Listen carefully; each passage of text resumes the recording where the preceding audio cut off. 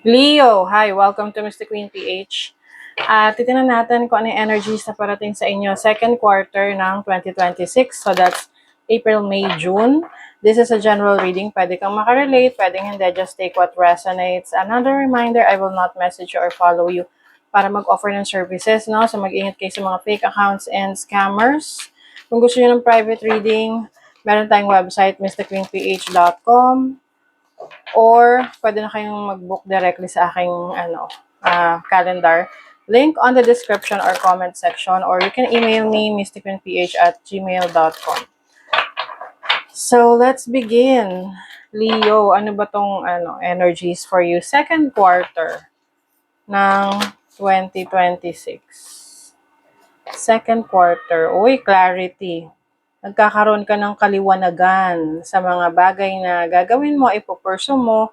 Mas kalmado ka rin kasi alam mo kung ano yung gagawin mo, ano yung gusto mo. Diba? Minsan kapag tayo ay nalilito, naguguluhan, minsan nagkakaroon tayo ng anxiety because we don't know what to do.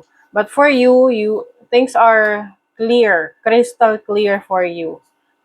You also have Gemini energy cross-pollinate. So some of you mas magiging outgoing, meeting new friends, connections, learning a new skill, magso-socialize, no? Mas maraming socialization for you ngayong second quarter. You also have Taurus energy, which is cultivation, taking care of yourself, taking care of your needs, focus on the money, stability. Ayan. So, some of you rin, mas mag-aayos, no, ng inyong sarili. Maaring, may bago kayong style, no? The way you present yourself to others. Let's see.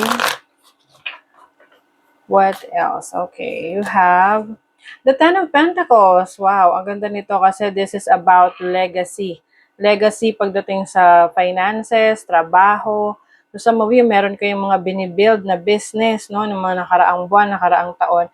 And you will make sure na ito ay magpapatuloy, no, at makakatulong sa inyong mga mahal sa buhay, sa pamilya. This can also mean merong kayong marireceive na yan itong tawag nito, inheritance o mana. Oo. Ang mana naman, hindi lang yan sa pera, di ba? Or yung mga material na bagay.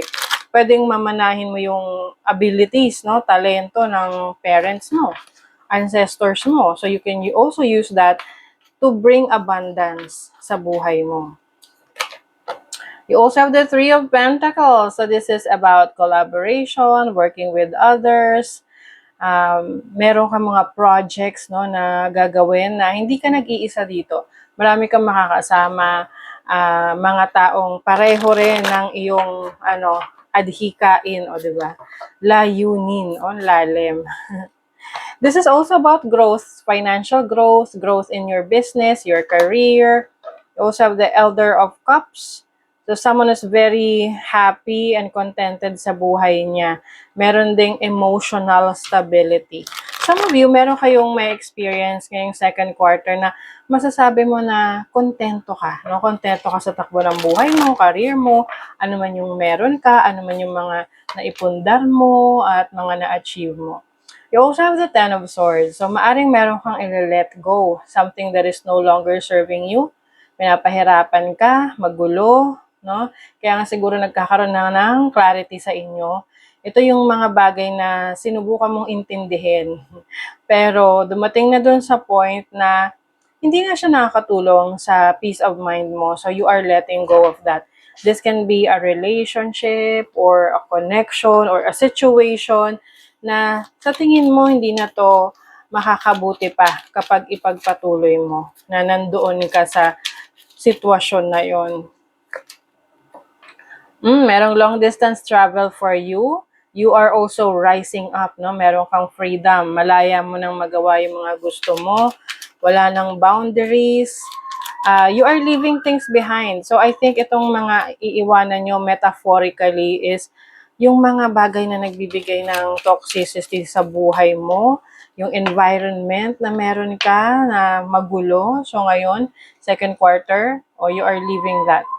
And I think ito yung isa sa iiwanan mo, no? Yung controlling situation, codependency, possessiveness. So you will definitely come out of that prison, no? Aalis ka sa ganyang kulungan na sitwasyon, no? Dahil may kalayaan ka na. Ayan, mas nagiging aware ka rin sa sarili mo, sa kakayanan mo, meron ring self-improvement. Ina-assess mo yung sarili mo, ano ba yung mga bagay na dapat mong ayusin, no? Yung ano ba yung mga bagay na hindi na nakakatulong para sa ikabubuti mo. So I think that's something that you will be letting go of. And then the final message is trust. No? Approach the situation with a light heart. So hindi ka na mag-overthink ng mga bagay-bagay, no? You will trust the process. Magtitiwala ka kung saan papunta yung direction na tinatahak dahil mas confident ka na ngayon. So that is your reading, Leo. Thank you so much. See you again.